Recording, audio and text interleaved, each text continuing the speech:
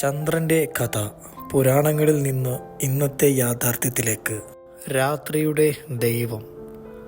ആദിമ മനുഷ്യൻ്റെ ലോകം ഇരുണ്ടതായിരുന്നു. സൂര്യൻ അസ്തമിച്ചാൽ ഭയം തുടങ്ങും. കാട്ടുമൃഗങ്ങൾ, അജ്ഞാത ശബ്ദങ്ങൾ, അന്ധകാരം. അന്നാണ് ആകാശത്ത് ഒരു വെളുത്ത ദീപം പോലെ ചന്ദ്രൻ തെളിഞ്ഞത്. മനുഷ്യൻ അവനെ രക്ഷകനായി കണ്ടു. ഇന്ത്യയിൽ അവൻ ചന്ദ്രദേവൻ, ചിലയിടങ്ങളിൽ ദേവി, മറ്റിടങ്ങളിൽ ആത്മാവ്. ചന്ദ്രൻ്റെ വളർച്ചയും കുറവും മനുഷ്യനെ അമ്പരിപ്പിച്ചു.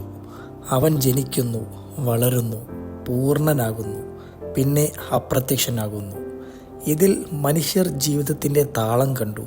സ്ത്രീകളുടെ മാസചക്രം, കടലിൻ്റെ ഉയർച്ച താഴ്ച, കൃഷിയുടെ കാലക്രമം എല്ലാം ചന്ദ്രനോട് പറഞ്ഞു. പുരാണങ്ങൾ പറഞ്ഞു, ചന്ദ്രൻ അമൃതം കുടിച്ചു, ശാപം ഏറ്റു, വീണ്ടും വീണ്ടെടുത്തു. ഇതെല്ലാം മനുഷ്യൻ്റെ ചിന്തയുടെ പ്രതിഫലമായിരുന്നു.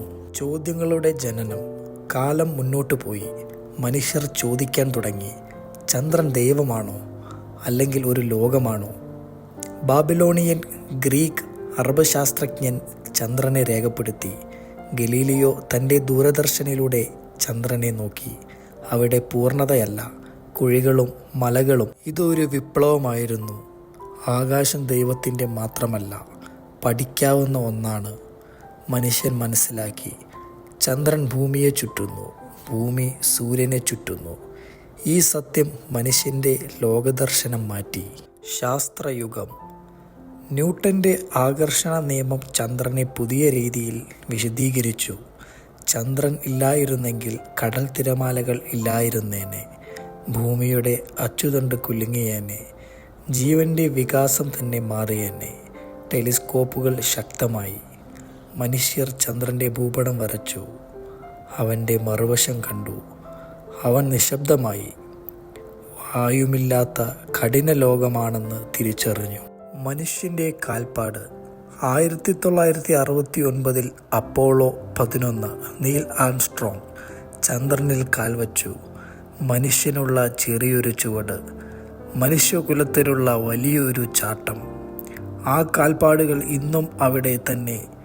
ചന്ദ്രൻ ആദ്യമായി മനുഷ്യൻ്റെ സ്പർശനം അനുഭവിച്ചു. കല്ലുകളും മണ്ണും ഭൂമിയിലേക്ക് കൊണ്ടുവന്നു. ചന്ദ്രൻ്റെ ഉത്ഭവം പഠിച്ചു. ഭൂമിയുമായി ഒരു മഹാഘടനയിൽ നിന്ന് പിറന്ന സഹോദരൻ. ഇന്നത്തെ ചന്ദ്രൻ. ഇന്ന് ചന്ദ്രൻ വീണ്ടും കേന്ദ്രത്തിലാണ്. ഇന്ത്യയുടെ ചന്ദ്രയാൻ, അമേരിക്കയുടെ ആർട്ടമിസ്, ചൈനയുടെ ദൗത്യങ്ങൾ, പ്രത്യേകിച്ച് ദക്ഷിണ ധ്രുവം. അവിടെ വെള്ള ഐസ്. ഇത് ഭാവിയുടെ വാതിലാണ്. കുടിവെള്ളം, ഓക്സിജൻ, ഇന്ധനം. ചന്ദ്രൻ ഇനി ലക്ഷ്യം മാത്രമല്ല, സ്റ്റേഷനാണ്. മനുഷ്യൻ മംഗളത്തിലേക്ക് പോകുന്നതിന് മുൻപ് നിൽക്കുന്ന ഇടം. ഭാവിയും ചന്ദ്രനും. ഭാവിയിൽ ചന്ദ്രനിൽ ബേസുകൾ ഉണ്ടാകും. മനുഷ്യർ അവിടെ താമസിക്കും. ഭൂമിയെ ആകാശത്ത് നിന്ന് നോക്കും. ഒരിക്കൽ ദൈവമായിരുന്ന ചന്ദ്രൻ മനുഷ്യൻ്റെ അടുത്ത വീടാകും. ചന്ദ്രൻ ഇന്നും മൗനത്തിലാണ്, പക്ഷേ മനുഷ്യൻ്റെ സ്വപ്നങ്ങൾ അവൻ്റെ മേൽ നടക്കുന്നു. രാത്രിയിൽ അവനെ നോക്കുമ്പോൾ ഓർക്കണം, ഇത് വെറും പ്രകാശമല്ല, മനുഷ്യൻ്റെ ചരിത്രമാണ്. അവസാന വാക്കുകൾ. ചന്ദ്രൻ മാറിയില്ല, മനുഷ്യനാണ് മാറിയത്. ഭയം മുതൽ ശാസ്ത്രം വരെ, സ്വപ്നം മുതൽ യാഥാർത്ഥ്യം വരെ, ഈ യാത്രയുടെ സാക്ഷിയാണ് ചന്ദ്രൻ.